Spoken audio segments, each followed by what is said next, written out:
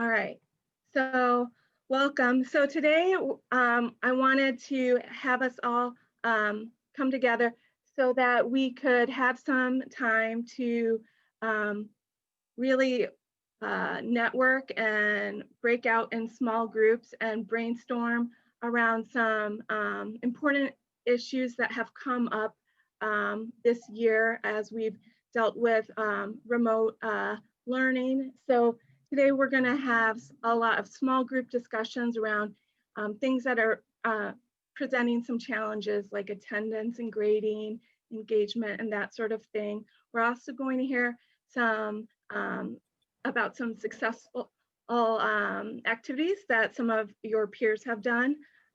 So I hope that this process will work for you. Again, so we're going to do small groups and sharing out, and we will compile the information that we hear from groups.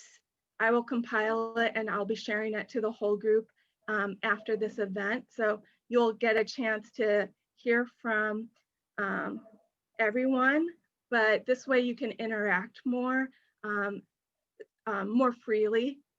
So why don't we start off with some introductions?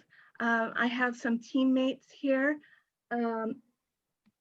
My teammates, if you're here, do you want to introduce yourself? You can unmute yourself and say a quick hello. Hello, everyone. It's Kelly. Good morning. Morning. Hi all, Annie Pocklington here. Good morning, everyone. Good to see faces. Buffy Hatcher here. Good morning, Marcy Sample. Good morning, this is Wayalia. I hope my voice gets through because I'm having Zoom issues. Loud and clear, Waya. Good to see everyone. Good morning, everyone. This is Christina Winstead from the 12th year campaign. It's good to see everybody.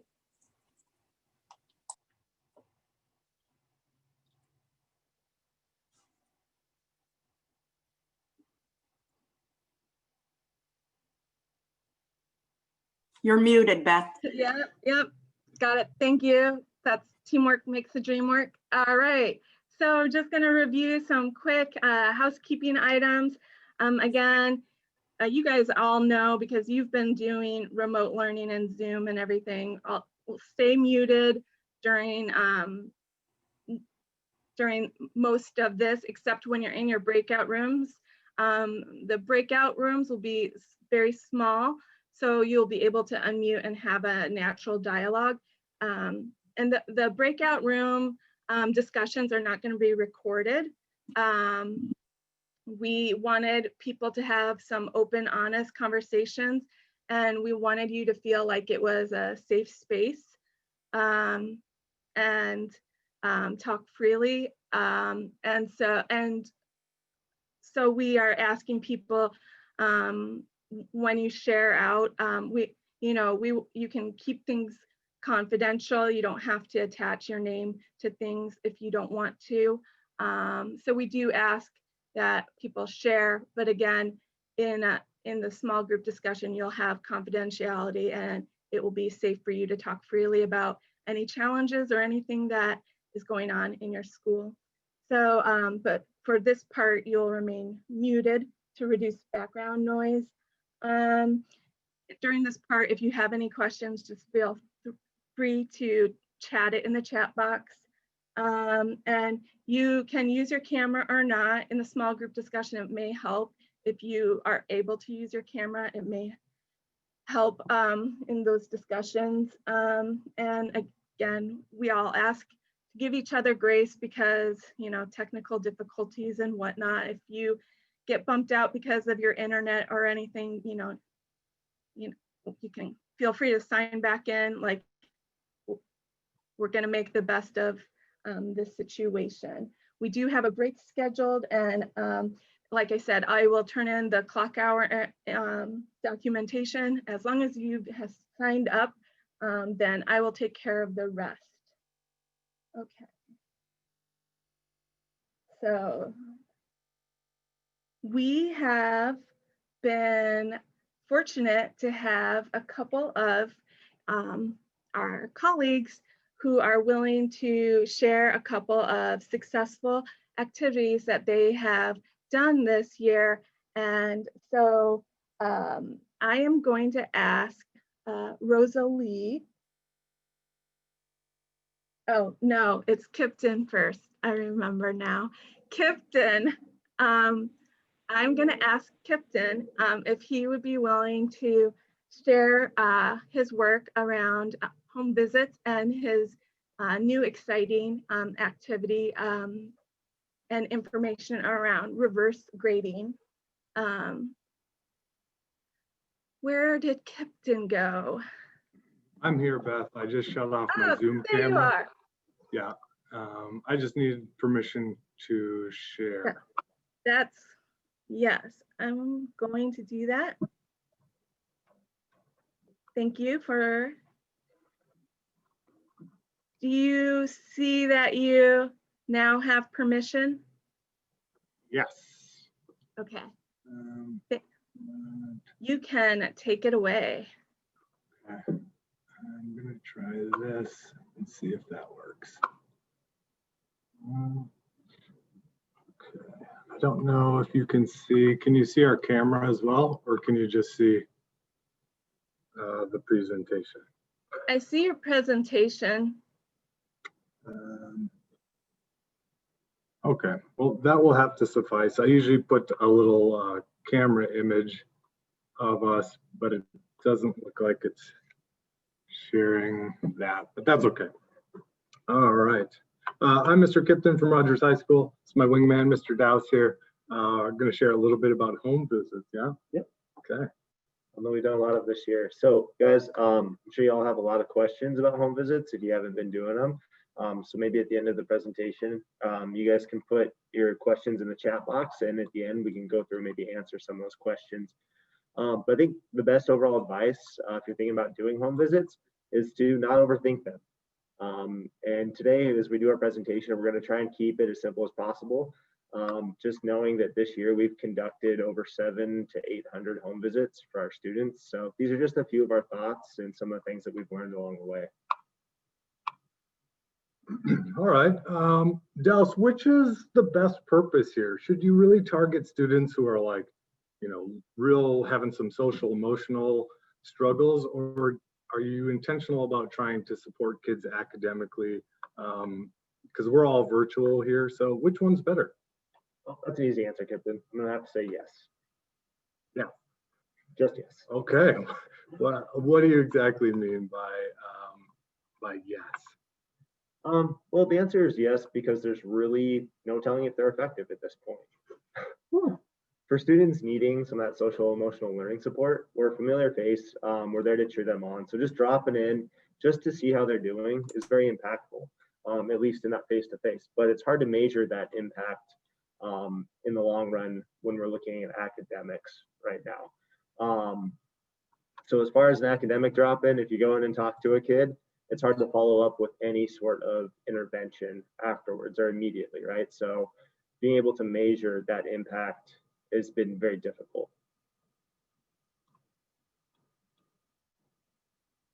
Thanks, Dowse. Yeah. What about as far as approach goes? I mean, you're going around visiting, we kind of do two different ones, either the stop and drop or the knock and talk. Which one's better? Yes, again, both options. So just to add a little bit more to that, stop and drops can be very effective if you're trying to reach a lot of students. So there's been days where we've had 50 students that we're going to be delivering, say, art supplies to or food to. And so in those cases where, you know, you have a high volume, it's better just to knock, answer a quick question if you can, drop off the supplies, and then move on to the next student. It's not possible to hit up that many students in a day and have meaningful conversation. The knock and talk, for everything else, it usually takes a lot longer. And so you can't get as many done in a day. You know, these might be 20, 30, 45-minute conversations with a student and their parent on a porch. So the kids get cold, we get cold. It just takes a lot of time. I'm going to try and turn on my camera. Is it still presenting? Perfect. All right. What are you gonna do if you show up to a home and nobody answers? See, look, Dallas, where the hell did you go? Where? Oh, there you are. Whew. All right, so yeah, missing parents and students can be very frustrating. You took the time to go out there. You usually can't reach these parents by phone or email. And so what we did was we created these super cool sticky notes. And they're pretty simple. We just kind of stole the UPS idea, stick these to the door. They've got your contact information, the reason you stopped by, and who you stopped by for. We have had a couple occasions where we've stopped by students' houses, and because of this, we found out that that student doesn't live there anymore, that they've moved and we don't have the updated information. So create a quick little sticky note, can save you a lot of time and effort in the long run.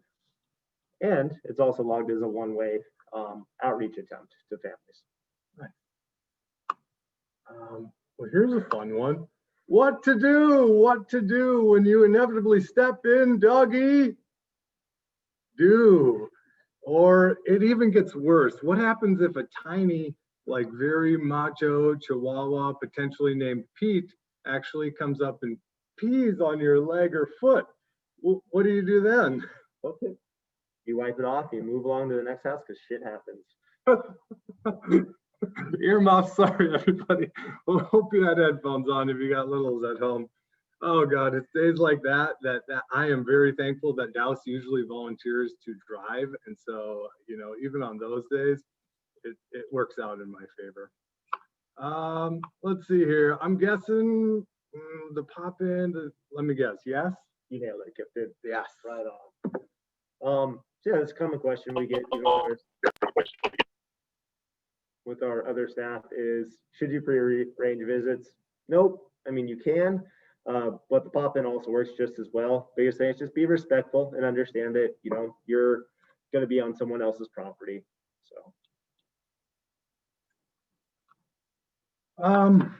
Let's see. Why should Gear Up staff consider doing home visits? Well, I think you can kind of quickly look around and figure out, is anyone else in your building doing this? Or what is the main form of communication that educators are using right now? If the answer is no, nobody else is really doing this, that's a pretty good indicator that you're filling a gap. I mean, isn't that what Gear Up is about? It's finding out what your school isn't doing and trying to do it. I'm sure, as all of you know, educators are pretty frustrated right now when trying to reach out to families by phone or email, and they get no responses. Sometimes you just got to take it to that next step. Here's one I like. What's in it for you as a Gear Up staff person? Well, it's easy to think that our intentions for doing home visits should be because we think it's best for kids. I'm not sure they actually think that, but we definitely feel that way. I do know two things though. We get to see our kids face to face, and you can't beat that right now. We all miss them. We all talk about them all the time, and it hurts right now going through what we're going through. But the second thing is we get to see a perspective on kids' learning environments that unfortunately our teachers and many other staff don't get to see. It only takes a half a dozen home visits or so to gain this perspective that what our teachers are teaching in and what our kids are trying to learn in are vastly different environments. Well, as far as home visits go, we didn't have anything else. So if we have, if we want to take maybe max 2 questions or so, you can turn on your mic if you have a question related to home visits, or in the chat box. Otherwise, we will move on to reverse grading. I'll give you a minute to think about it. If you have any questions regarding home visits, we would be happy. And yes, that's those are true stories. The doggy do. Pete peeing on my leg. God, he just wiped it, just was kicking the grass, and his chest was all up in the air because he was very, very proud of what he had done. Let's see, Stephanie Gilbert, do you pre-schedule with these with families in some instances? Yes, especially if we are targeting like an academic approach and we want to talk to a parent, then yes, pre-schedule. Were there any COVID protocol issues? No, we wear masks. We don't ever go into the house. We stand back. If it's a knocking stop and drop. We just kind of hang stuff on the door in a bag.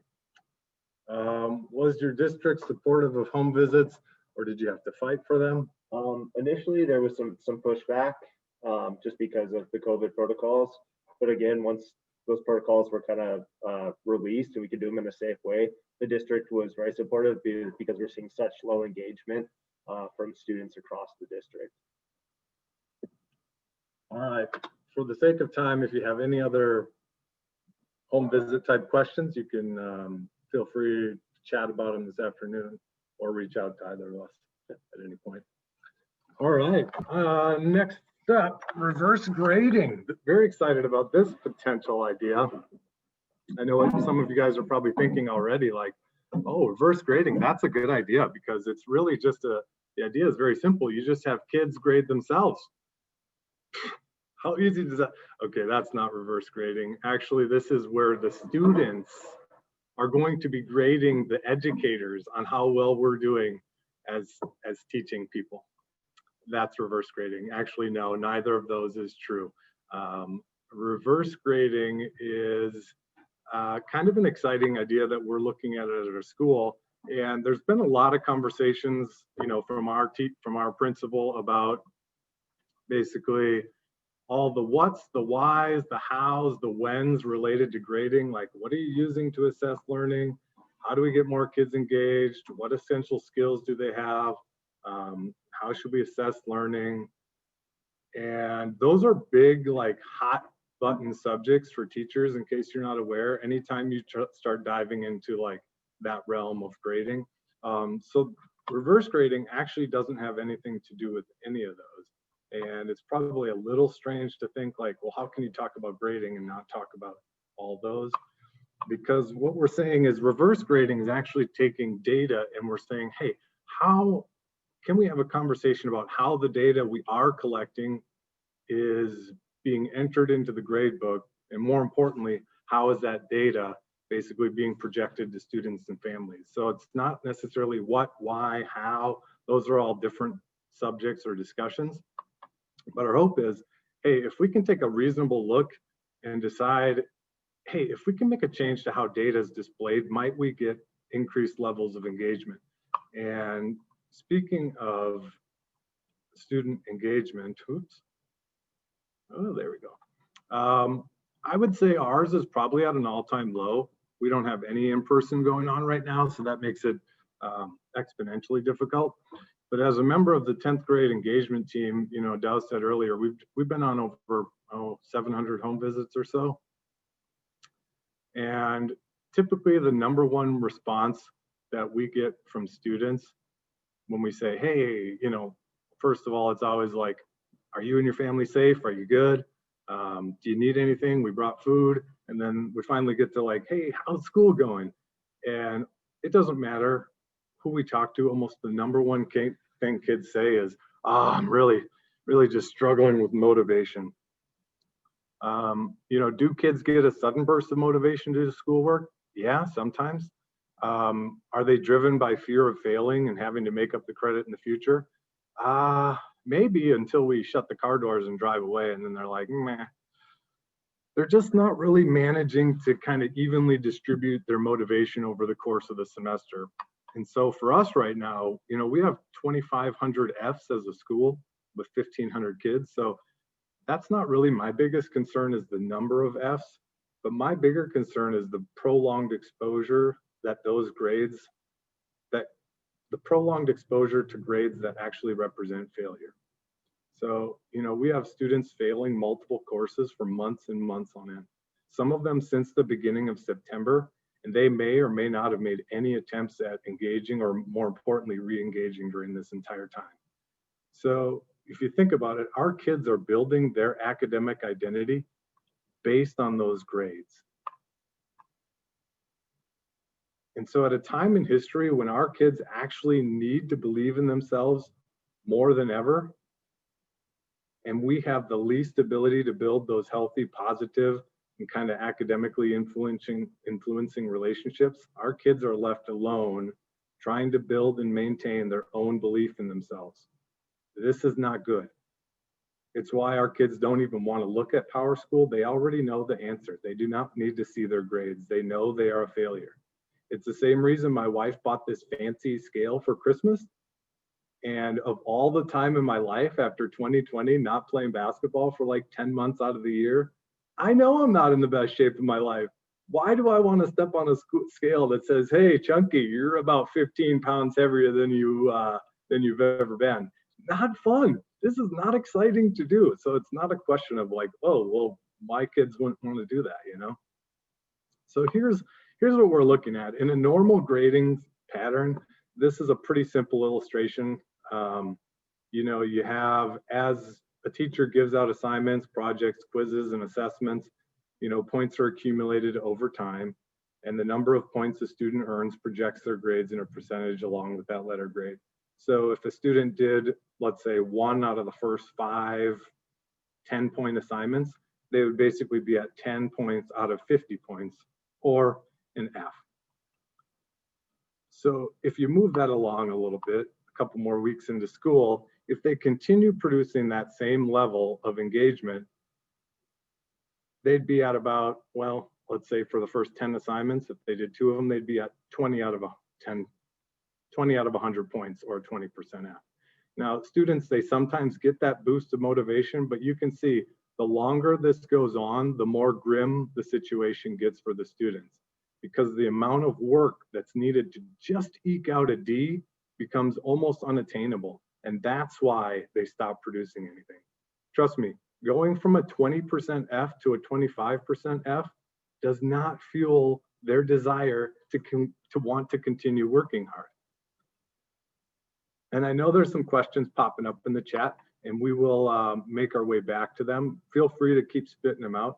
I'm going to keep moving forward so we can kind of get through all of it. But realistically, our kids, at least here at Rogers, our kids fail not because they're producing mediocre work. It's because they're producing no work, no evidence of learning. So our kids are highly capable of producing highly quality work, but when they are failing, it's because they're not producing enough evidence of their abilities.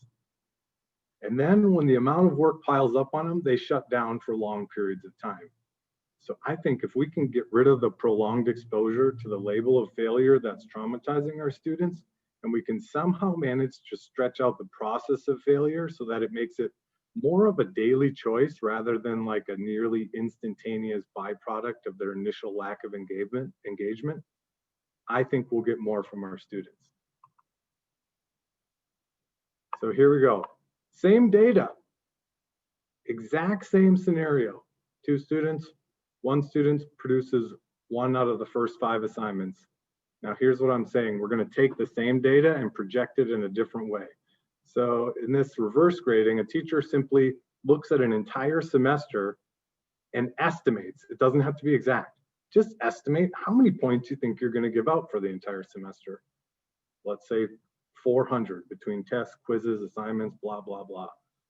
And then you basically give each student all the points possible for the semester. Give them 400 out of 400, and then proceed to grade everything how you would normally grade it. So as students produce evidence of their learning by completing other assignments and whatnot, they'll continue to hover around that top 90 to 100%. But now look at our disengaged kid. For the kid who only did 1 out of the first 5 assignments, their grade would have dropped from 100% A to a 90% A minus, the same exact kid. And if you stretch that out a little bit further in time, so let's say 10 assignments later, this is probably now around mid-quarter, the same exact data, but projected like this, shows that that student is now sitting at a B minus. Now you can imagine this is about usually when teachers their wheels start spinning going, well, how's this gonna work in the grade book? I don't know how I'm gonna grade every single assignment for the entire semester, blah, blah, blah. Don't worry about that right now. That's just a small little logistic. Just think about the ramifications of what this means for a kid. Think about the psychological impact that this has for a student, or further, the impacts that it has for our families. I mean, imagine the first quarter or mid-quarter report card comes out, and right now, the best advocate or possibly only adult advocate our kids have is their adults at home. We aren't that for them right now. And so think about what would this mean when the mid-quarter or quarter grade comes out and that family member is now holding a report card that shows 3 B minuses, 2 C's, and a C plus. Now the kid might sit there and smirk and go, oh man, I haven't done jack crap. This is the same thing I've always done. They know they haven't done anything, but that parent or adult may not necessarily know that that's the case, and they're not holding the academic reflection of their student. And this could be the very first time that this is a routinely D and F type kid. This could be the very first time that that adult looks at their kid and says, hey buddy, like, I'm really proud of you. You've been working hard. Whether the kid has been or not, the way the grading is set up is going to reflect something more positive than they possibly have ever had come home. And now the cool part is, if that student chooses to engage at that moment because of how that made them feel, like this is what it feels like when the people who love me the most feel proud of my academic progress. If that student chooses to engage now, the damage stops.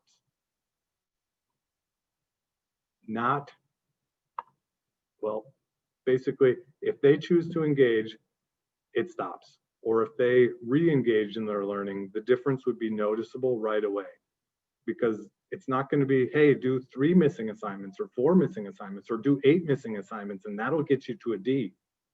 No, instantly the decline would stop, and for every single missing assignment they go back and turn in, a significant, possibly letter-changing grade would occur. I mean, would students be more inclined to go from a 69% D plus to a 71% C minus? I think they'd be more inclined to engage for that than they would be to go from a 29% F to a 31% F.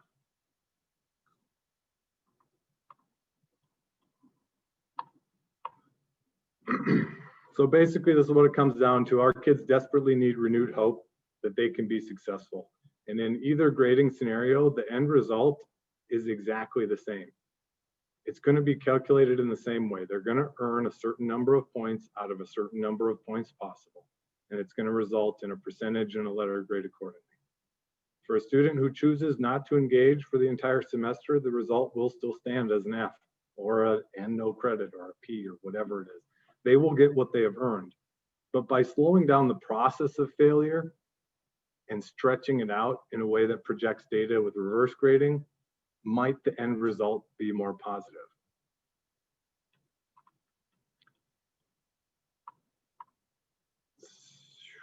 So for the sake of time, we have a few minutes. This is also a little roses and thorns and roses scenario. Like, hey, if our whole school tried this second semester, what are some of the worst possible things that could come of this? Conversely, what are some of the best things that could come of this? And when you factor in that discussion and say, man, if we keep doing exactly what we're doing right now, what is the trend on student engagement? Is engagement levels trending up where students are engaging more, or are they trending down? And I can tell you, at our school, they are plummeting.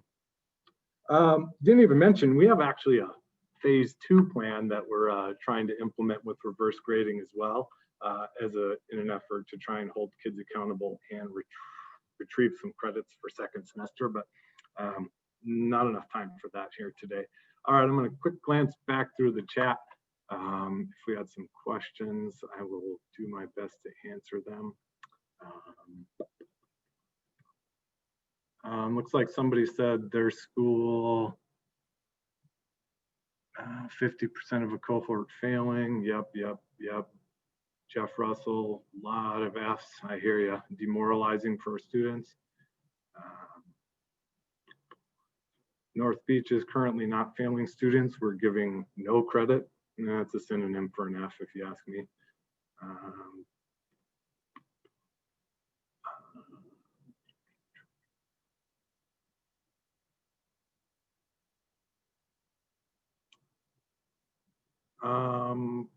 Are there others who are standards-based? Has your school done something like this?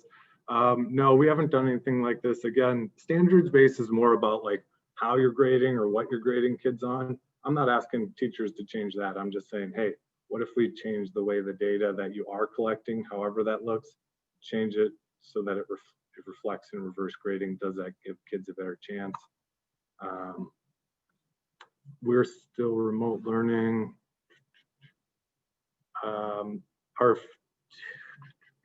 It's hard to keep up with all these chat questions. We've tried to find so many ways to adapt our grading and eliminate the problems you're discussing, but this is mind-blowing. Do you guys want a quick synopsis of 2.0? This is where it gets really awesome. Here's our suggestion for the conundrum we're in, because if you give out 2,500 Fs or Ns for first semester, you're plugging all those missing credits into a system that can't recuperate them in the future moving forward. And if you don't give out, let's say you give COVID Ds for kids who haven't done jack crap, you've now reinforced negative behavior of disengagement by giving them credit. You've devaluated all the hard work that actually kids who have engaged have done, and you've just credited all the hard work teachers have put in trying to get these little guys to pass. So it's really a lose-lose situation in either aspect. Our suggestion is, hey, I think as a school, if we can get every teacher and every student to use reverse grading, then we set it up like this. We give 2,500 Ns for no credit for first semester because we are holding kids accountable. That says an N says you haven't given us enough evidence. We need evidence to assess your learning, but you set it up in this way. At the end of third quarter, we are going to reevaluate your Ns from first semester. And if you're passing at the end of third quarter, we will override the N to a P and you'll retrieve the credit and it won't affect your GPA. And at the end of the semester, if you're passing at the end of the semester, we'll turn that P into a matching grade. But here's the beauty. You're taking 2,500 Fs, you're holding kids accountable, you're saying teachers grade them how you want. And now we're taking those 2,500 Fs and we're plugging them into a reverse grading system where the likelihood that they could even possibly be failing at the end of third quarter is very, very, very, very low. And so now when we reevaluate those 2,500 Fs or Ns from first semester, almost all those kids will be passing at the end of third quarter in reverse grading. So the kids' engagement level doesn't necessarily affect the teacher's engagement. It's the system itself will eradicate most of those N's or F's from the previous. And you'll get increased levels of engagement because kids know they're held accountable and they know that they got a lot more on the line for third quarter. It's the difference of like, if you hand a kid $50, they're gonna know you gave them $50. But in this scenario, it's saying, hey, we're gonna give you a COVID D, but you're not gonna know we're giving it to you because every day I'm gonna give you 79 cents under the table and the kid's gonna go, why are you giving me 79 cents? I can't buy anything, just want you to have it. The next day you give them $1.11. Why are you giving me $1.11? I can't buy anything with that. Don't worry about it, want you to have it. And in the end, we've given them $50, but we haven't reinforced the negative engagement from first semester. There you go. It's a lot of work, a lot going on out there. Oh, I can't keep up with all the comments, but this should give us some lively discussions this afternoon.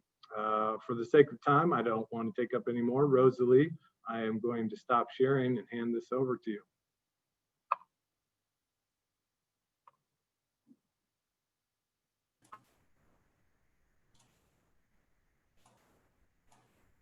Thanks, Kipton. Can you guys see my screen? Awesome. So Beth asked me if I could share some successful virtual work activities that we have implemented this school year. And I know for all of us, we have all been given lemons during 2020. And hopefully this is an opportunity for me to share how we've made some lemonade out of all of that. I just wanted to start out by sharing how incredibly blessed I am that I have the opportunity to bring my kids to work with me. Back in October, at the end of October, they started returning to school 2 days a week, 3 days a week, alternating. So they absolutely love coming to work with me. They have their virtual classes every day. Joan on the top left is helping me print and fold all my newsletters, and Berkeley at the bottom is helping me with my in-kind and budget reports. And I've just been incredibly blessed by having a wonderful staff here who care about them and who come and check in with them, and teachers stop by. And so just super blessed that I've been able to bring them to work with me. I'd always had this vision one day that I was going to be a stay-at-home mom, and Europe always just pulled me back every year. And so this is an opportunity where I kind of get to feel like I get to do both at the same time. So incredibly blessed. They each have their own desk in my office where they do their virtual classes. And then we were one of the thousands of families that adopted a shelter animal this year. So again, super blessed that we get to have Penny in our lives. Jerry is going to recognize the young lady in the bottom photo, but we have never had a successful after-school homework support program ever in the over a decade that I've been in Gear Up. And we have had such a great success with our tutoring. So I have 2 state work study students, and we recently hired a peer tutor also who's a senior. And we offer 2 to 3, sometimes more tutoring sessions every day. And so some of those are individual, some of them are group sessions. We found success with our study groups, because students are more likely to come to a study group when they know there's going to be other students there versus just having that one-on-one where they have to seek out that help. So Katie at the bottom came to us from Aberdeen. She's at Gonzaga this year. She's a sophomore, and she, my understanding, collaborated with Jerry and helped start a peer tutoring program at Aberdeen. So she was not in Gear Up, but she partnered with Gear Up to do that. And then Jordan on the top was actually one of my 2017 Gear Up alumni also at Gonzaga. So super blessed that we get to have them. They use the writing pads that I've shared with you guys before to be able to do a lot of the writing on the screen for students. So they're sharing. So you can see at the bottom, Jordan's sharing both the chemistry assignment, the periodic table, and writing on her text on the screen at the same time. And then this is what my life at home looks like on the afternoon. So I usually have 2 Chromebooks or laptops going so I can be a part of those. They are FBI background checks, our tutors are, so they can technically be with students individual one-on-one, but 99% of the time I'm watching those and kind of just seeing how it's going. And so my kids at home are used to hearing Katie or Bree or Jordan's voices going on. So I'm either working out or starting dinner or something. And I have 2 to 3, sometimes I even have my phone going with a different session also. And then on the left, I just wanted to show that photo because all of our students who want tutoring can sign up for a Remind. And then every morning I send out the openings for them to sign up for virtual tutoring sessions. We've also been super lucky this year. We've been able to do a handful of teacher mini grants. So I know a lot of you that are new sometimes don't always know all the wonderful things that you can support teachers with. On the left-hand side are photos of the AP prep books that we purchased for our AP Euro history class. And that teacher is super creative. She made all these masks for every kid. So every kid was able to come in the month of December and pick up their AP study book along with the mask that the teacher made. And we also purchased 30 cooking kits for our home ec or our culinary class. So if students did not have supplies at home to be able to cook, Europe purchased those and they could check them out if they needed those.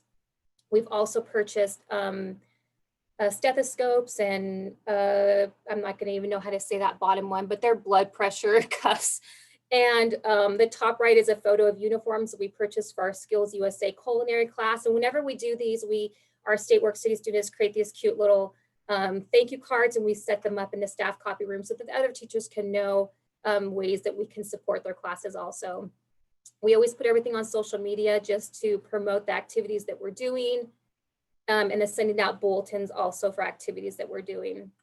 So one of the things that, the reason I love Gear Up so much is because it allows me to combine both my love for working with students and families and my love for being creative.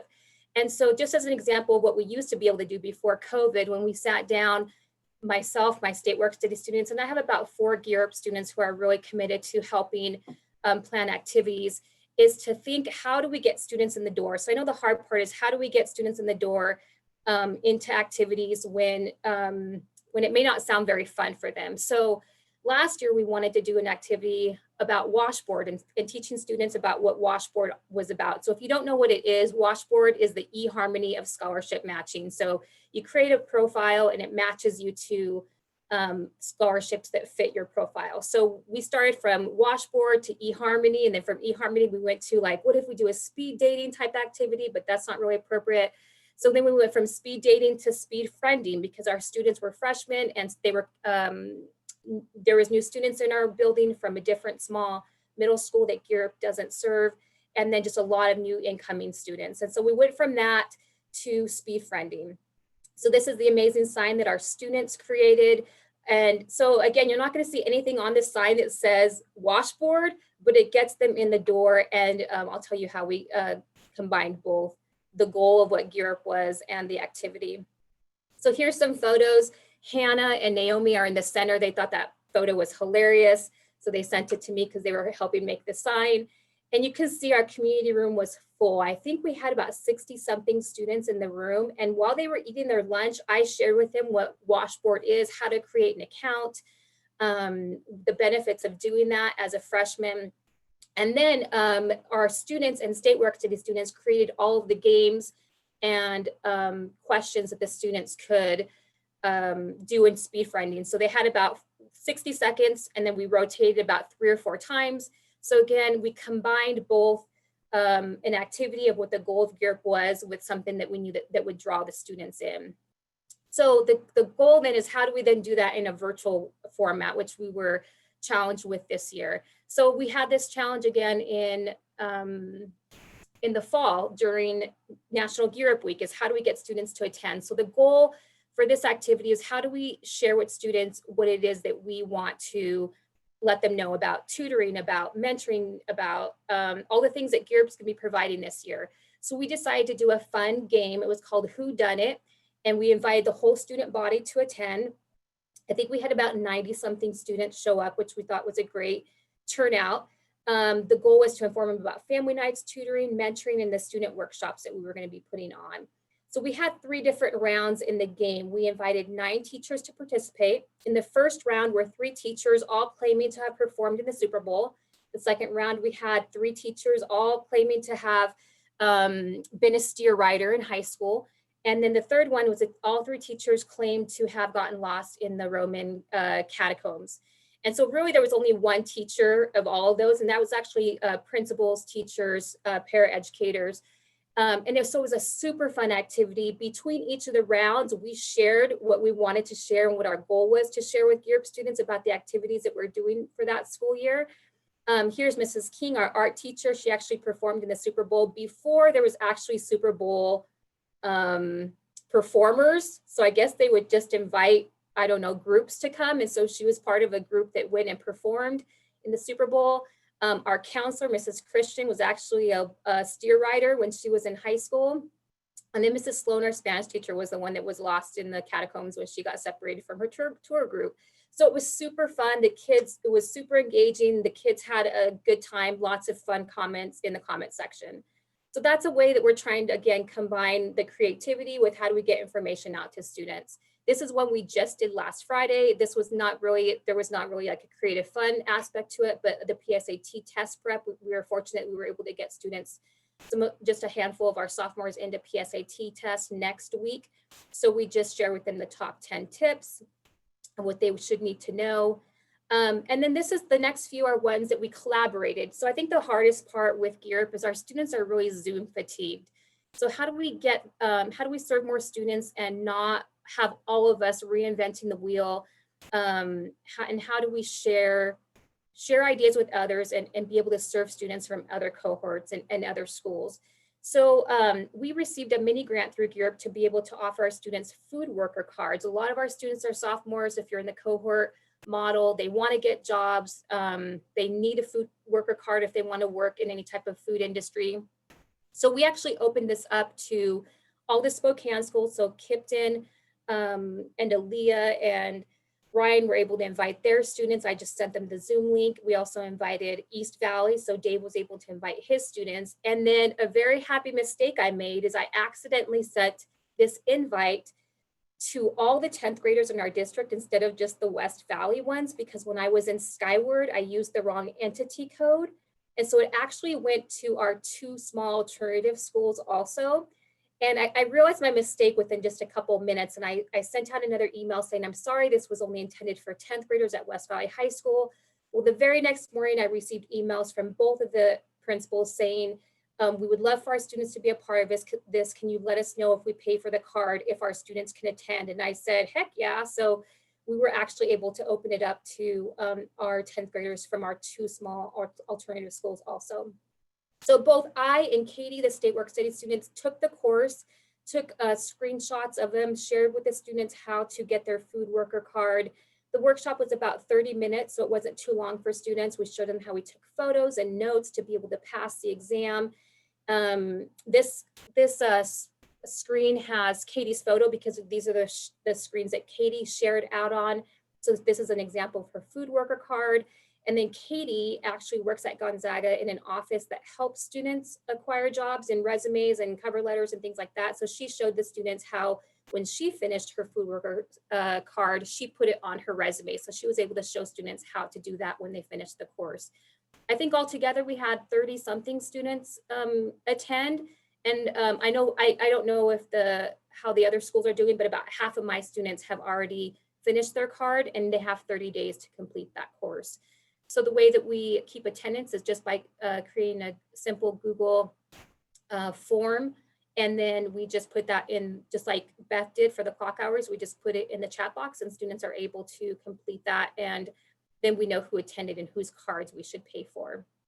This is the one that Beth actually reached out to me to share on because back last year in the spring, Erin actually reached out to a few of us Gear Up coordinators for ideas of things to collaborate on.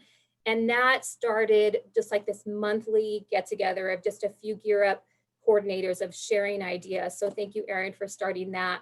And this is something that stems from that collaboration.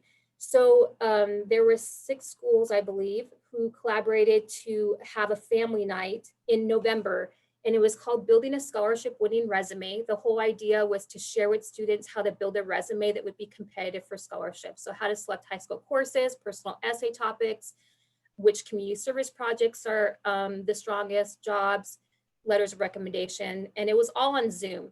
And so again, if you're like me, sometimes you put so much work into these events and then like 5 families show up. And that's not to say that those 5 families are not worth the time that you put in, but sometimes it gets discouraging when you put so much work and you just don't have that many participants. So collaborating with other schools is a really great way to serve more students and kind of leave that event feeling good about the time that you put into it. And so this was again in collaboration between a handful of Gear Up programs. The logos at the bottom represent all the schools, the high schools that were a part of that.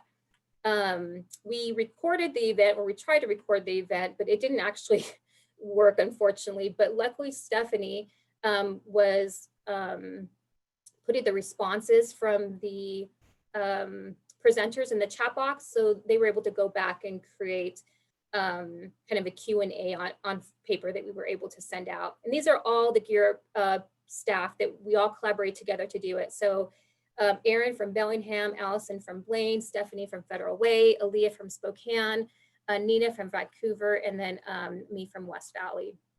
Each program provided a different type of incentive. So again, we didn't really announce what that was, but we had the Gear Up families do a separate sign-in form so that we would know how many students and parents from those schools attended. And then those teachers or those Gear Up programs were able to reach out and provide them with their incentive. And we took a quick poll just to see who was in the room so our speakers would know. Erin also created a form that we were able to mail out or email out to students about all the different ways to find scholarships.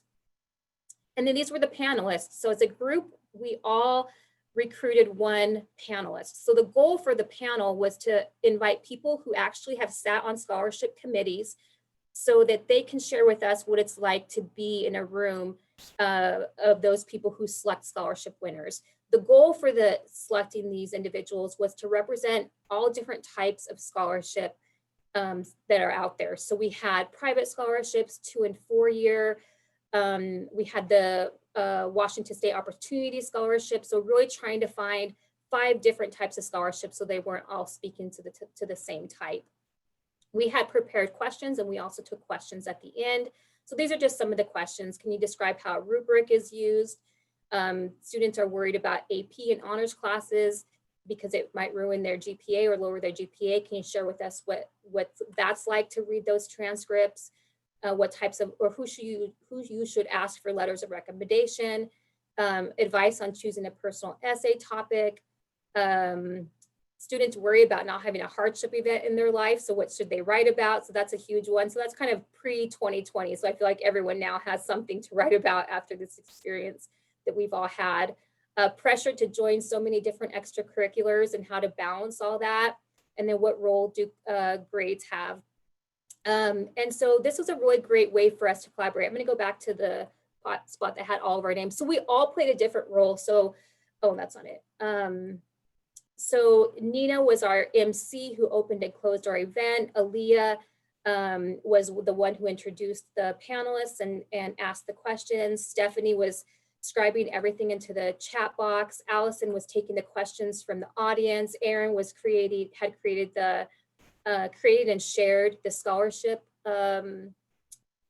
resources that she had prepared. And so we all played a different role. It's a great way to be able to partner together with others in gear, but not kind of, I know sometimes it kind of feels like you're all on your own in this little island sometimes in your school because you're the only gear person. Some of you are blessed to have a team of people, but it was a really nice way to be able to collaborate with a small team of individuals to put on a great family event. And I just looked at the sign-in sheets and I believe we had 133 different logins for the event. So I know some of those logins had a family attending, so we know that we served more than that number.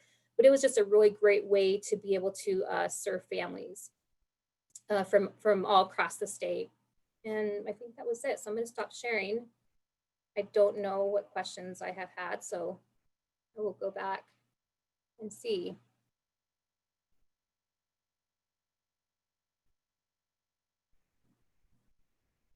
Yeah, it was a great way, Erin, for us to be able to partner together. I'm sorry, I'm trying to see if there's questions here that I missed. Beth, did you see any questions come up? I don't see any.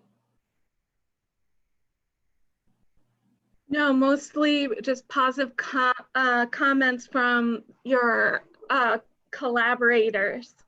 Oh, great. And I did want to put in the chat box, people usually ask me how I create like the social media things that I put out. So it's called Poster My Wall. And you can go there and find an already pre-created template and then create it. There's a free account that lets you choose some, but we actually have a membership for this school year, so we can actually use the ones that have motion and videos and things like that. So if that's something you're interested, I love doing clip art stuff. So that's something that I really love to do and to promote my activities through Gear Up that way. Does anybody who collaborated on the event want to share kind of their experience or answer any questions? Yes, Jerry, thank you for letting me have Katie. She's amazing. And I'm so lucky she's a sophomore, so hopefully I get to keep her for another couple of years. She's our state work study tutor. I think just to reiterate, if there's anybody out there that's feeling like they've got some events they want to do but don't want to do it by themselves, please feel free to reach out to any of us, because it really was like smooth as far as collaboration goes and getting some stuff out to our families. Yeah, and it was great because we met on a monthly basis, and then we met like 2 weeks before and then 1 week before, just to make sure we were all on the same page, make sure we all had our assigned roles. And so again, it's a great way for, you know, there's no way that probably any of us could have had 130 something people individually log on, but all together we felt like, and it was great for the panelists too, because they felt like their time was well spent knowing that they were serving that many families. So thank you guys. If you guys have any questions, you can go ahead. Rosalie, with the panelists, did you guys collect match? And if it's a group effort, how are you tracking like who gets the match? I didn't actually collect match just because I'm okay with match, but I think if we had divided it up, we probably just would have done it based on the person that we recruited. But I honestly haven't really. I have it on my list just in case I have to go back and collect some more. But I haven't actually done that. But I think that probably would have been a fair way for us just to do it based on the person that we recruited. Yeah, I was going to say, I think we had actually discussed it very briefly at a meeting, and I think that's what we had all agreed on. And that made it easier too to get the panelists.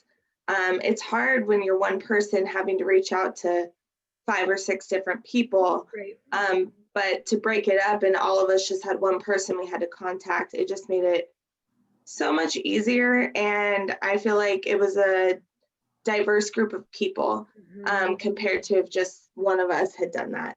But they had great conversations. Like that was the best panel I think I've ever, I mean, it's the best I've seen in the last like 5 years for sure. It was really good.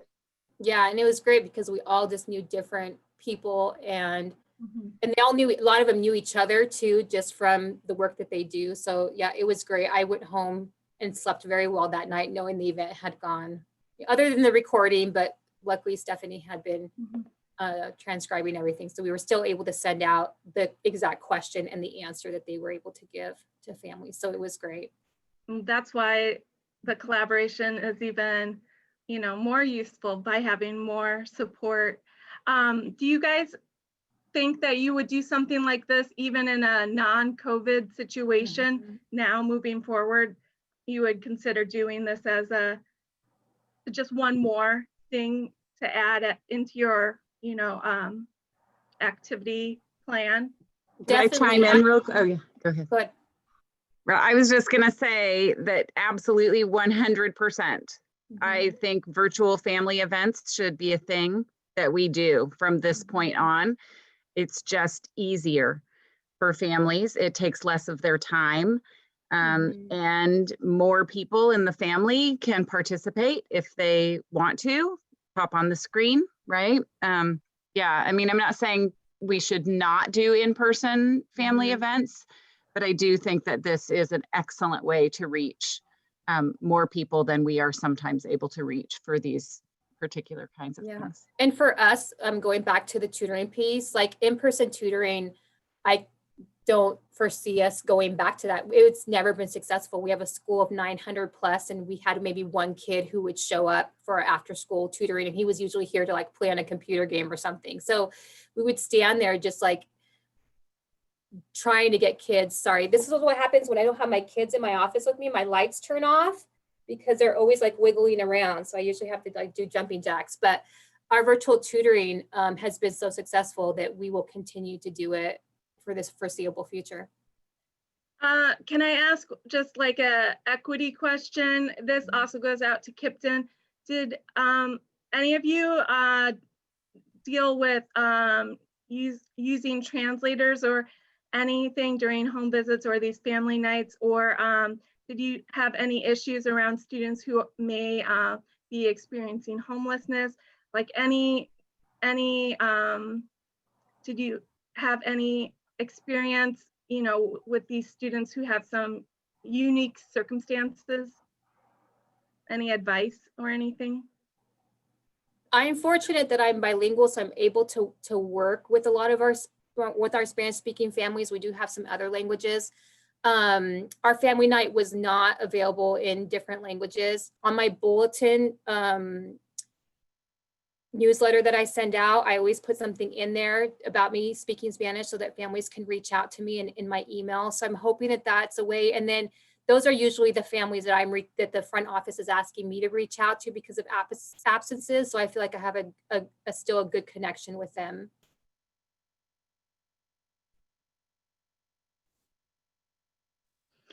Thank you. I appreciate it. Let's just give a little virtual round of applause to our presenters and all of the amazing work that they've done. Amazing. You guys always, all of you out there really just blow my mind with your creativity and your persistence and thinking out of the box and ways to support students and families. we are going to move on. We have a quick update about service definitions, and then we'll take a break, and then we'll move into breakout rooms. So I am going to switch things up and share my screen, and I am going to be talking with Kelly Keeney about portal stuff. Let's see. Can you all see my PowerPoint? Okay. So I just need to pull up my question.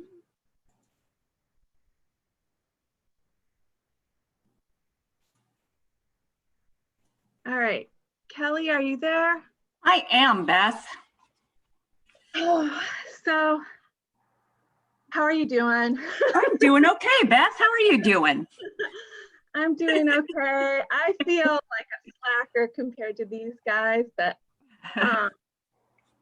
I'm just gonna deal with that on my own and with my therapist. But I wanted to take a moment to talk to you about service definitions. So just as a brief heads up to the audience, there's a couple of WASAC updates like we normally have, program updates, where we don't have a ton of meat and bones and content for you.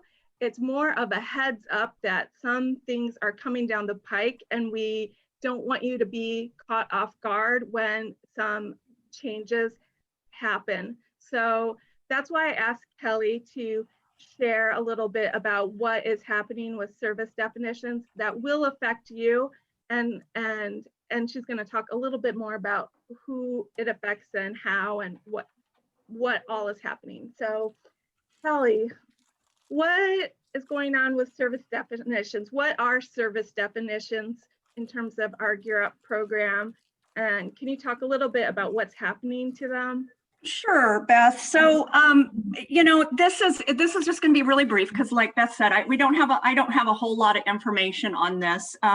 Marcy later will be absolutely able to speak more on this, but I just wanted to kind of give a brief update. And so, in order to meet some new reporting requirements, we're going to need to revise the activity type options for services. And so this doesn't affect every single definition, but it does affect a good portion of them. There's nothing at this time that I think that the sites will need to do. I think most of the stuff will be done on our end as far as the actual guts of the work. But I did want to give you guys a heads up that this is coming, and I'm not sure about the date yet. We were hoping to have this done by March. But I don't know what that timeline looks like right now, to be honest. So the service definitions relate to the portal, is that right? Right. So the service definitions are the activity type of what the activities are when they're entered in the portal. So you name the activity and then you give it an activity type, and those activity types are what are going to be updating. So the renaming and kind of classification of them, this would affect just portal users, or would it affect everyone? I don't know how to answer that question. It's going to affect the site coordinators most of all. And it will affect, when the work plans get rewritten, it'll be new in those for next year. So yeah, Gear Up staff, it will affect. So right now, what you're saying is the bulk of the work is being done on our end with like actually making changes to the portal itself. Right. Yes, and Beth. So when we have the IT stuff done on our end, we would, what would be the next step? Would we offer training to schools, or maybe redefine our documents in the grant management? I think Yes, I'm sorry, Beth. Yes, I think all of the above. There will be training offered. The activity definition pamphlet that's out, or the download that we have on the website, will also be updated. We're working on that as we speak. Training will be offered. I just don't know the timeline right now. Hey, let me jump in here a little bit. Thank you, Marcy. So, I guess, Kelly, you're doing a great job trying to provide information that we haven't been able to talk about. So thank you for jumping in. So for those of you who aren't aware, I've been away from work for a month now, and we had planned on having this ready to roll out today. And obviously we are not quite ready to do that. But we will do this very soon, but I don't want you to worry about it. The changes are small. For example, the activity types, one big change is the definition for mentoring has changed. And so a lot of you have comprehensive mentoring activities in your work plans currently that will be revised to probably counseling and advising. But Kelly and I plan to meet with each of you and go through your work plans just to review those so we can get those activity types updated. But the activity types, again, the service definitions changes are small. Probably the biggest change that you'll notice when you go to add an activity, and this should be live really soon, when you add an activity in the portal, it's going to ask you to put in the mode of that activity. So was it a direct service? Was it asynchronous? Was it synchronous? And I think those are all terms that you're familiar with now using in your schools. So there will be actually a mode of a service delivery that you'll be required to enter. My hope is that in the next couple of weeks, we can do a training with portal users and get you familiar with that when it goes live. It's all ready. It's just waiting for me to say it's ready to go live. So be patient with us over the next couple of weeks, but we'll roll this out, and then Kelly and I will meet with each of you to go through your work plan. It'll probably be a 15-20 minute meeting to go through your work plan and make sure the activity types are all accurate. And again, the main reason for this is that we are part of a longitudinal evaluation project. And so that project has made some revisions this year that we need to make sure we're in compliance with. So again, thanks for your patience, and thanks, Kelly, for your help with that. Yeah, thank you, Marcy, for giving voice to that. I just wanted to give a quick update, just a quick heads up, like expect this, but not, I didn't have a whole lot of information to share. Just wanted to let them know that it was coming down the pike. So thank you. So look for information. We'll keep you posted in the bulletin and by email about future training or, maybe one-on-one talks with Marcy and Kelly about the portal changes. But just wanted you to have awareness that that was a change that will occur this spring. So with that, we are going to take a 15-minute break. You can stay logged on. You can talk to each other. We'll come back at 10:30, and then we will form small groups. So go ahead, take care of your needs, and we'll be back.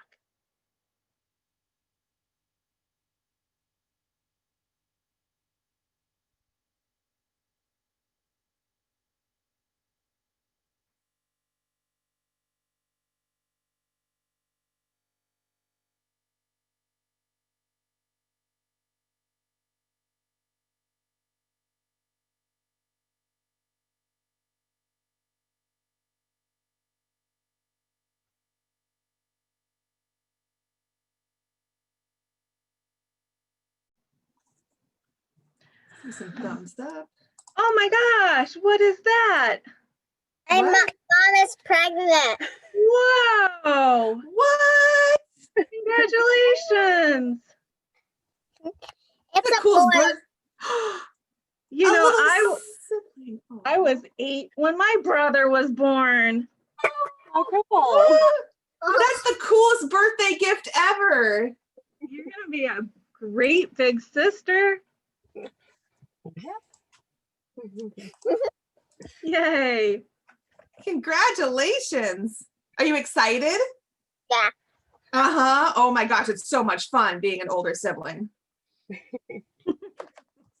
Let's see. All right. Okay, say bye. Mom's gonna get back to work. Well, congratulations. Your group will have a lot to discuss. So speaking of groups, can you see my PowerPoint right now at all? Okay. So I wanted originally to do this portion as a round robin where you would switch groups and whatnot. And if we were in person, I would be doing that. But for this virtual event, I decided to keep you in the same small group for the discussion. That way, when you report out, you can report out as one whole group instead of having multiple report outs, since we don't have a way to really display it on poster boards and do, you know, a gallery walk or other things like that. So I'm going to keep you in the same small group, but again, we're not going to record those breakouts. We want you to feel free to unmute yourself, show yourself if you would like, and create a safe space and keep things confidential. We do have a Google Doc that Christina's going to share the link to once you're in the groups. And we would ask that one person in the group volunteer to be kind of the reporter. And there's some guiding questions for you to use as a group to facilitate your discussion. You don't have to stick to those guiding questions at all. They're just there to help you think through these topics. And then it also includes what we would like you to have one person report out at the end. And so we will compile the information from the Google Docs from all of the different groups after the event, and then share it with you in email so that you can see how other schools are addressing the different challenges. And again, this keeps it confidential, and then you can get some best practices and ideas from your peers. We had also, one other thing is we had also looked at whether we should sort the groups by priority in small schools or in cohort and keep them separate, but we decided to mix both because you have some of the larger schools have some different resources and different ideas, and you know, we have similar challenges going on right now, and so we just thought like it might be best to have just a mixture of folks. That way we could have really like dig into like problem solving, and so we're gonna do that. So when you get in your group, remember to introduce yourselves, and Christina again will give you the link for the Google Doc, which you can share your screen if you want at that point, and go through the questions. I also believe I may have emailed it to you as well to help guide your questions. So I'm going to sort you into rooms. Hopefully this will work.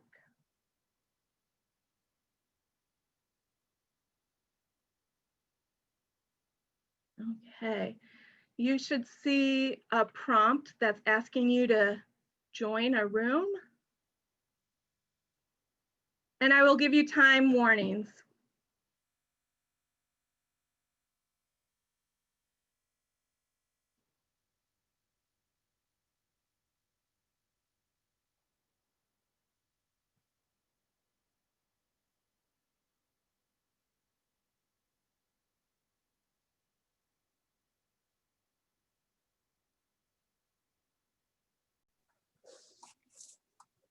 All right. Welcome back, everyone. I hope that you had a productive chat. Hopefully it wasn't too rushed or too long. Get that kind of Goldilocks moment of just right. We are going to have folks share out some of their takeaways. We would like to have one person per group. There were 6 groups total. And then the Google Doc that you completed or tried to complete, I'm going to take all 6 of those Google Docs and merge them, and I will be sending that out to the attendees so you can see what your other peers are dealing with in terms of challenges and what their strategies and successes have been. So that will be a piece of follow-up that I will be doing. But I wanted to have folks share out. So I provided a report out where it's just a basic 3, 2, 1, 3 things that you learned, 2 things you're interested in trying, and 1 question you still have. You can use that as a report out, or you can kind of go rogue if you want. But is there anyone from group 1 who would be willing to share out?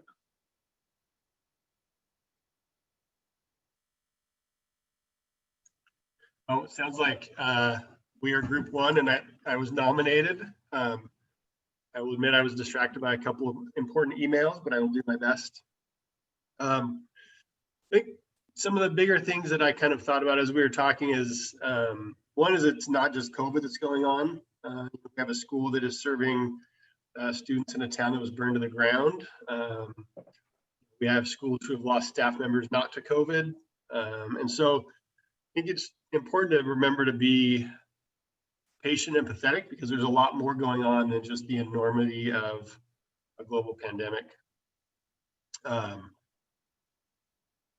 The other thing I learned is that we've sort of been, at least for me, I won't say we, I've been a little bit more in survival mode and panicked a little bit more about engagement and grades, but seeing other schools do the parent nights and some of those engagement things that I've sort of just kind of put the back of my mind and kind of ignored. I'd like to, maybe refocus on some of those things that we would have been doing if we were in a normal year. We've been trying to do a lunch group, and one of our group members mentioned doing games during the lunch group to get kids engaged and talking. So that's one thing that I'd like to try, because we've had trouble getting kids to show up for it. So maybe there's more than just Kipton's lovely face in the lunch group. Maybe more kids would show up, even though his face normally gets kids there by itself. And then a question that I have, or that we maybe had, is just kind of what's next? We're unsure what the state might do with credits. We're unsure if, summer school is virtual. Is anyone going to show up to that and do work when they're not doing virtual work now?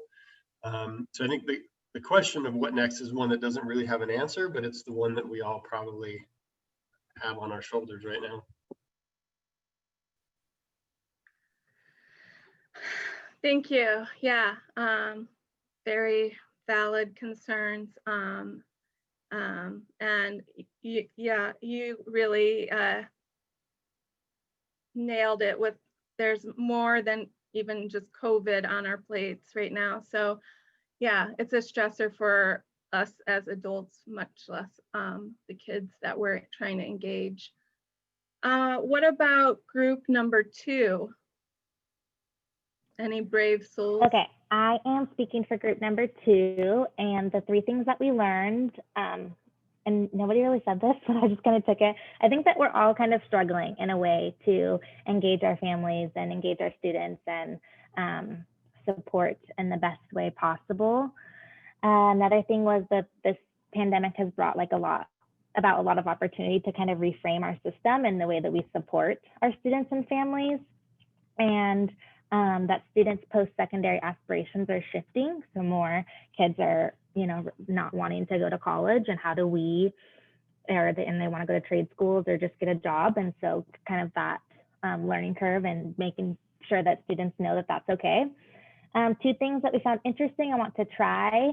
One school mentioned that they do cross-curricular assignments. So since they are only in school 2 days a week, they kind of do those teachers pair up and do projects together, and one teacher will grade one portion of it, the other will grade another. And then intentional events around like social emotional skills.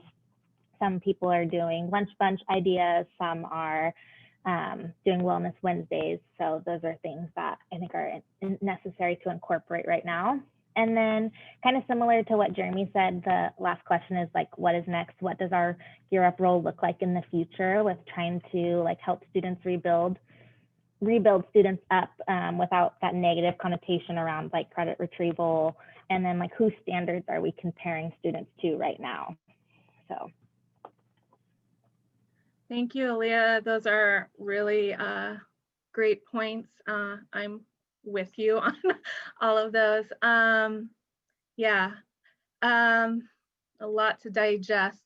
What about group 3? Hi, this is Stephanie from Federal Way, so I'm speaking for group 3. We had a mix. It was mostly priority schools, so it was just good to see what's going on there. But definitely the 3 things that we learned, many schools are on modified schedules to make it more manageable for teachers and students. So an example of this is going from 8 or 7 periods a day down to 3 or 4. We noticed the quarter system has been utilized by a lot of schools. I know one thing that students are still feeling like it's more manageable, but I know for our school, they want a little bit more of a break in between quarters, just so that they can kind of reset themselves. Everyone is struggling with student engagement. And this has impacted specifically the FAFSA rates, especially at the priority schools, even though their numbers, some of the schools had 11 or 15 students, but it's still been really difficult to get those families engaged in that and doing their FAFSA applications. And there was kind of, for that content area, specific training that people would want in the future. That was one of the things was, again, more student engagement, learning about student engagement or have opportunities to increase that. And then students want help when they need it. Otherwise, they may need a safe place to just talk. So a lot of our conversation just went around like, students want jobs right now. They need to work because maybe COVID has put their families in a certain situation. There's a big lack of motivation at all of our school sites, obviously, but for the people who said specifically, like with their juniors, they don't even know if they're going to go to college next year. So they're not making any decisions about anything. So the talk of apprenticeships came up and how we can get that information out to our students and families so that they still are thinking about the future, even if it's not going to be college. 2 things that we found interesting and want to try.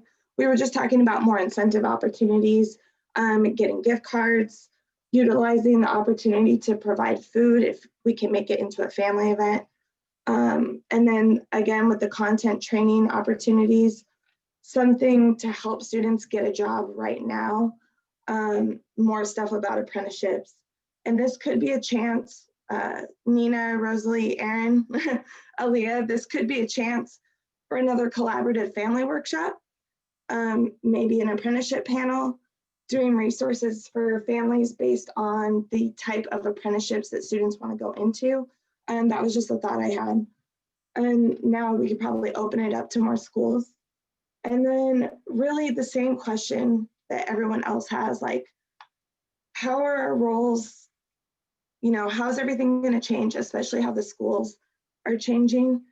And where can we just meet the students where they're at with their needs and kind of, we always talk about college could be a whole bunch of things, but really actually giving them stuff to help them get that information.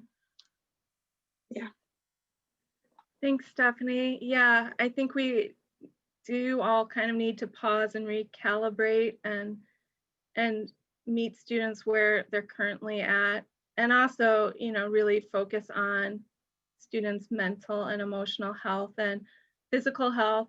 You know, you can't really, you're not going to really focus on learning or post-secondary aspirations when you're in distress. So yeah, I think, you know, just kind of pausing and reassessing where we're currently at to try to meet students where they are is a good approach for all of us. What about room 4?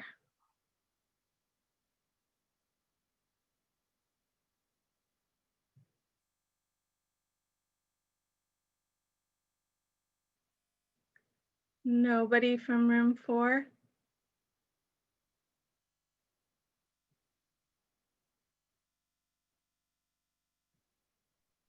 Okay, I think we failed to select a person.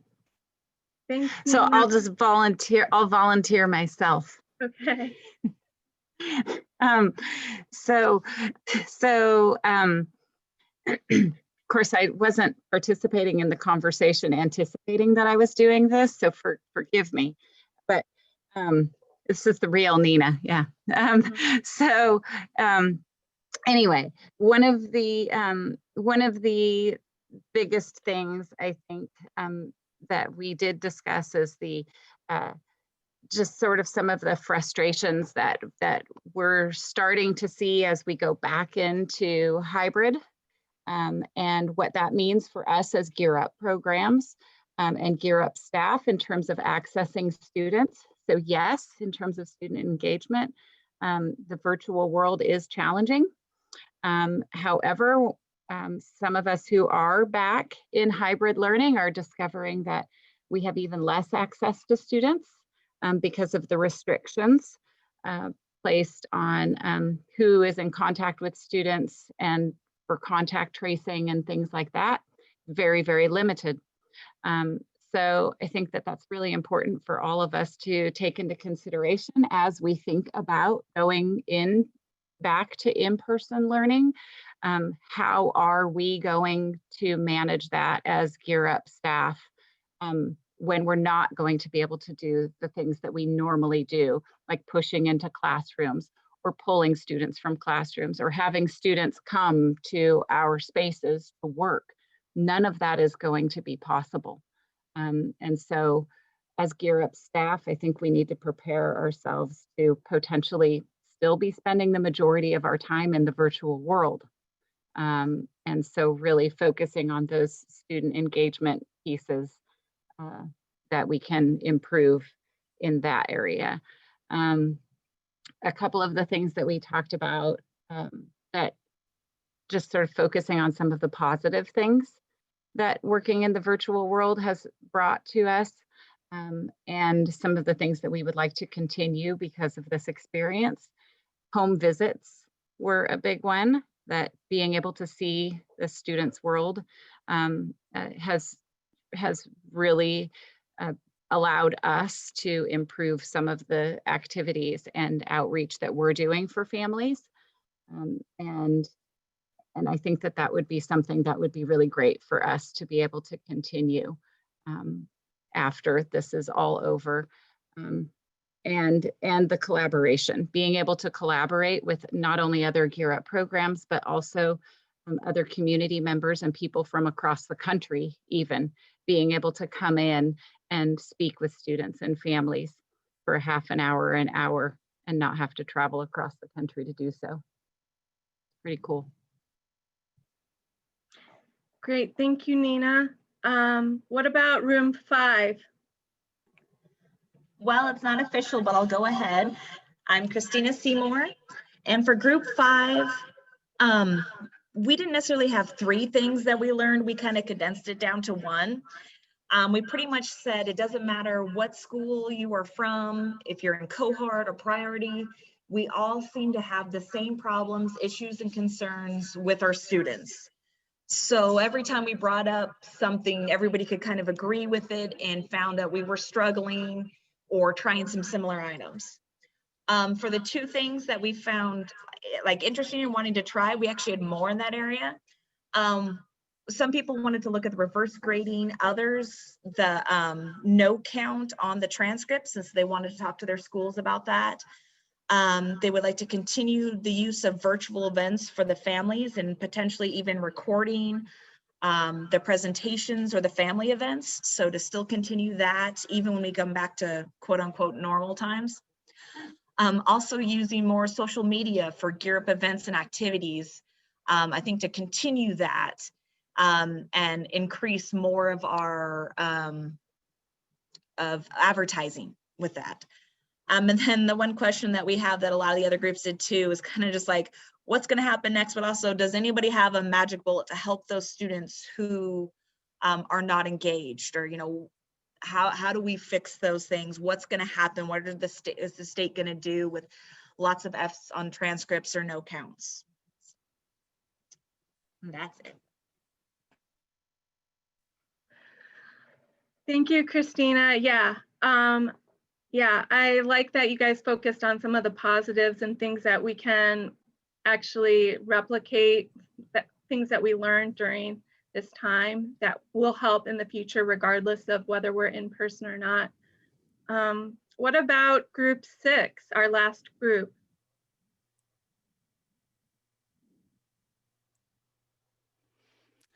I'll just talk for group 6 really quick.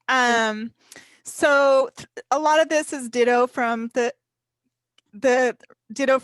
groups before, but 3 things that we've learned. We're really all in the same boat. We all have failing students. We're all trying to engage our students. One person said, you know, our conversations today have just really reinforced some of those skills that we need to be teaching our students, like focus, how to focus, time management, how to organize themselves. I mean, some of those soft skills that are really important to their future, be it post-secondary or schooling or a job, all of those. Oh, my internet's unstable. So 2 things that we wanted to try. We love the idea of the fact that we can expand our resources now. We have this ability to bring in panelists from far away, or even if it's just 2 hours, we can bring someone in via Zoom rather than having that person drive. Just really expands our resources, and we need to be starting to think about what resources are out there that we can tap into. Also just some ideas that came up in our group, like crafting with our students, just it kind of like the lunch piece that people are doing, just giving the students an outlet to talk to one another and just do something. And then a couple questions. We talked about financial aid and how to make financial aid part of our culture. Just like it's an expectation for the future. How do we make that happen? I think a few of us would love to see that be a culture. And then lastly, someone threw in, how are Rosalie and Kipton and his colleagues so amazingly awesome? Just the amount of work you folks do is amazing. It gives us great insight and lets us kind of think, be creative as well. So thank you for all you guys do. So. Anyway, that was group 6. Yeah, I second that. And you all are amazing and resilient. And I mean, we all and our students and families have gone through a lot of trauma this past year. So, I mean, the fact that you're even here a day after a holiday, first thing in the morning, like just shows like how you're always putting your students and families first. And I hope you're also putting yourself first too and taking care of yourself. We are near the end. We have a few last things that I want to address. The next item is, the next item is Christina is going to share sort of the heads up around financial aid that's important for you to be aware of. Christina, do you want to share your screen? It'd be good if I unmuted myself instead of just talking to myself. That's always fun. Okay, so we're gonna do a quick update on my favorite topic, which is financial aid. I mean, I like other topics too. Hold on one second. Beth, do you have to stop sharing so that she can share? Yeah, I just gave it, it's just sent you a little message. That's so you have to, there we go. Perfect. Thank you. Okay. So I saw that everyone had questions. There were some financial aid questions. I'm really excited to talk about financial aid. It is one of my, like I said, favorite topics in the world, which I know it's not everyone's favorite topic. So you will have to be patient with me. Hopefully y'all can see my screen and you can see an update. Seeing if there's a yes nod on there. Okay, I saw a thumb up. Thank you, Nina. You're the best. Okay, so for those of you who don't know me, my name is Christina Winstead. I am the Assistant Director for Outreach here at the Washington Student Achievement Council, and I do my favorite thing, financial aid and admissions. So we work with you to help support you through financial aid. This year, we did have a change, which is that we had to do everything virtual, just like everyone else. We had to change everything to virtual. And so this year we had 16 financial aid completion events with over 1,100 families served. We did co-host those with some of the schools who are here today. This is just examples of the marketing materials that we created for the events. They were co-hosted by colleges as well as high schools, and even some CBOs participated. So we were really excited to provide those this fall. And right now our state is looking at a 31.6 financial aid completion rate. And you know what, I'll take it. The thing I want to share with you is there are some changes coming. When you're looking at your financial aid completion rates, I hear that messaging about we need to build this into a culture, and we do. And I'm here to help you with that. So as you're looking to build that culture, early awareness is so critical. And they are building early awareness into FAFSA simplification. So been a real good girl the last couple of years, and I've asked Santa for one thing, FAFSA simplification, and it happened this year. So in that COVID spending bill, there are going to be some changes to financial aid that may occur during your cohort. Changes will start in 2023. I know that's super far from now, but I just want you to know you may be hearing about some of these things. The biggest changes are going to be an easier application to complete. The application will reduce typically to, it sounds like, about 36 to 38 questions. They're going to change the term EFC to the Student Aid Index, which will make students understand what they're supposed to contribute for. I've had students who see their EFC and think, oh my gosh, that's my bill, and they think they have to pay it. It's not the case. So they'll have a Student Aid Index. What I really like about the Student Aid Index is this is going to be one of those tools they can use to show a reduced income, so they can actually have a negative SAI to show a reduced ability to pay. So there'll be more funds for certain students. And then schools will have to have a professional judgment process set in place. So when you send a student to a college to tell them, hey, I've had to change income, my family situation is different, they have to have an actual process set in place to process those professional judgments, those PJs. Those of you who are working with incarcerated youth, this is the part I'm really excited about. They're going to start reinstating Pell in some cases. So there are some big changes coming to those who are serving if they are incarcerated. If there are rumors about how students who are incarcerated won't get aid, that is not the case. There's a lot of options for students, whether they're currently incarcerated or just recently released. The most important thing is making sure they understand that they have to have education as part of the reentry plan. So if you're working with incarcerated youth, please reach out to me. This is a population I am very excited about serving. The other thing in here that they don't talk about a lot is a requirement for early awareness for youth who are youth in care, low-income youth, and underserved populations. So they're going to have to create outreach plans through the Federal Department of Ed to help support those populations.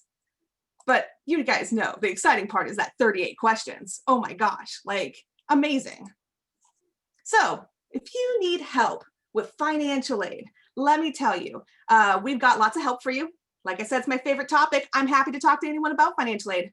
We have WASAC Wednesdays, the first Wednesday of every month. That's a drop-in Q&A that you can register for. I'm also going to put all of these links in the chat, so don't worry about typing out all these letters and numbers. Hard pass. Don't worry, I got you covered. We have one-on-one financial aid appointments. So you can actually do financial aid planning appointments, try to figure out how to best serve your students. We have 30-minute appointments. If you think it's going to take more than 30 minutes, no problem. Just book 2 appointments back to back.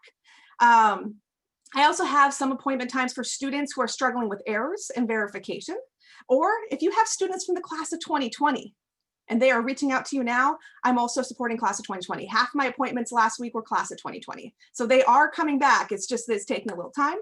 And then we have all of our financial aid resources through our 12th year campaign page. So that is financial aid in a nutshell. If you have questions, please feel free to chat me. And then whatever I can do to help support you, guys, you're not doing this alone. I'm here to support you. Whatever I can do to help you move the financial aid needle and support your students, whether it be apprenticeship presentations, Washington College grant, I'm here to help. Just reach out to me. Unfortunately, I'm not psychic, so I don't know when you need help, but I'm here when you got it.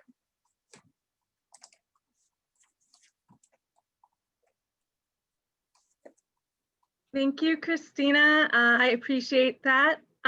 We have one more important update I want to share. Let's see. Before you do that, oh, no, go ahead. Never mind. Did you want to say anything? I was just going to say thank you to everyone for your patience and support while I was out taking care of my mom. It's been a really difficult time. She did pass a week and a half ago. So I just wanted to say thank you, and I'm working on getting back to work full time, but I will be back part time this week and hope to be back in the next week or two. So thank you.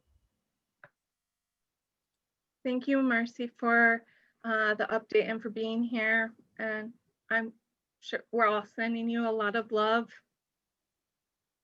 Well, now that makes this transition a little bit awkward.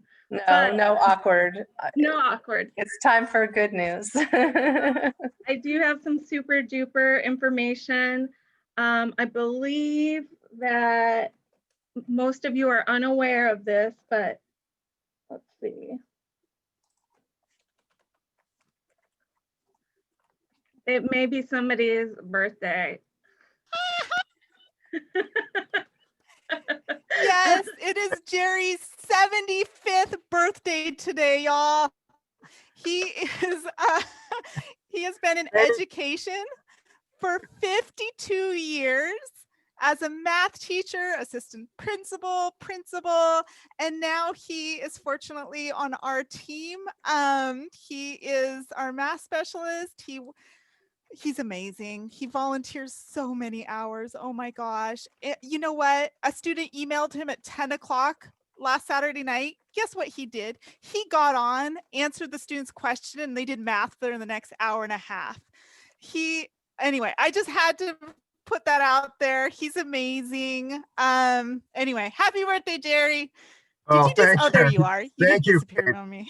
Faith is amazing. She takes care of all of us. Oh, thank you both. And Jerry, I promise you, I will never call you on a weekend night for math help. That was like punitive for both of us.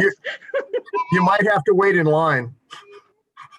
Happy birthday to you. Happy birthday to you. Happy birthday to you. Oh, thank you very much. That was precious. Who I'm sharing a birthday with? Oh, that's Esme. No, thank you. Oh, so much love. All right, so we are at the end. I'm going to send out a survey link to you all. I just wanted to touch base around any questions you had, or we're not going to go through a plus EBI whole process, but I kind of wanted to get your feedback. I know, I know people have Zoom fatigue. I feel like group conversations we could spend all day on the conversations. I hope you didn't feel rushed. In March, we were planning on talking about financial aid. What are your needs? Are we addressing your needs? Is there more that we can do? So just wanted to open it up. Any thoughts or impressions that could help us help you? No pressure. Carrie, are you talking? You're muted.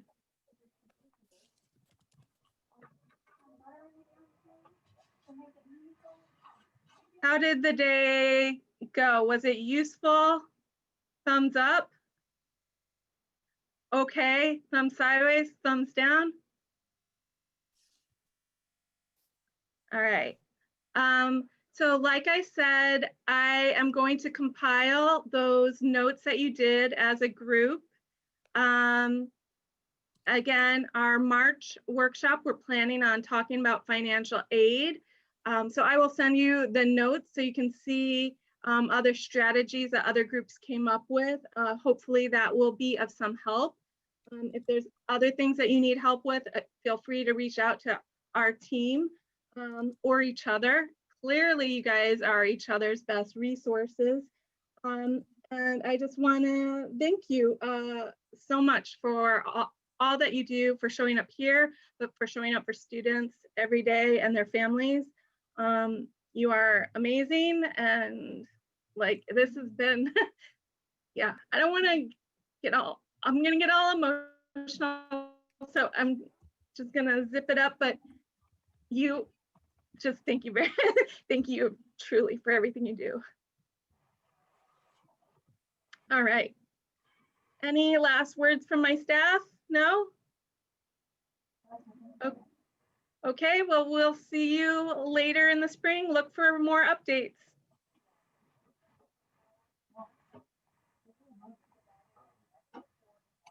Alright.